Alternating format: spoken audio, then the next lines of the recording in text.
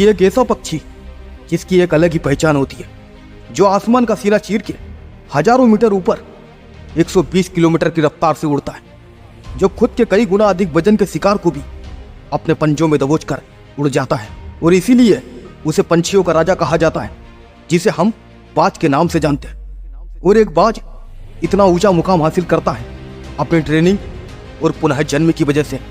अगर आप भी इस दुनिया में एक मुकाम हासिल करना चाहते हैं तो बाज बनने का पूरा सफर आपको जानना बहुत जरूरी है, क्योंकि 25 से 30 की उम्र तक आने के बाद भी लोगों को रिस्क लेने से डर लगता है। लेकिन एक बाज के जीवन की शुरुआत ही रिस्क से होती है।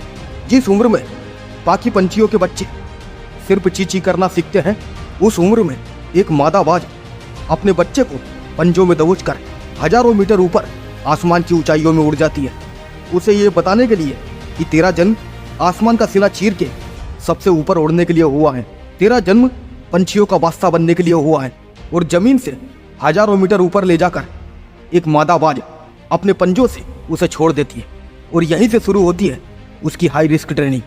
और वो चूजा जमीन की तरफ तेजी से गिरने लगता है। वो थोड़ा नीचे आता है तो उसके पंख खुलने लगते हैं, और नीचे आते आते वह अपने पंखों को फड़फड़ाने लगता है। लेकिन वो चूजा अभी तक भी उड़ना नहीं सीखा, और वो जमीन से कुछ ही ऊपर होता है और ऐसा लगता है कि कुछ ही सेकंड में उसका जीवन समाप्त हो जाएगा।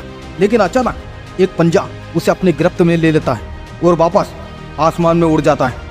और दोस्त, वो पंजा होता है उसकी माँ का, जो उसके पीछे उड़ रही थी। और उसकी ये ट्रेनिंग तब तक चलती रहती है जब तक कि वो उड़ना नहीं सीख जाता। और दोस्त, इतनी हाई रिस्क ट्रेनिंग होने के बाद इस दुनिया को एक बाज मिलता है। बारिश के वक्त जब सारे पंछी आश्रय की तलाश करते हैं, तब यही बाज उसी बारिश में आसमान को चीरते हुए ऊपर निकल जाता है और बादलों से कहता है कि तू बरस ले, कितना बरसेगा। और नीचे आकर फिर चैलेंज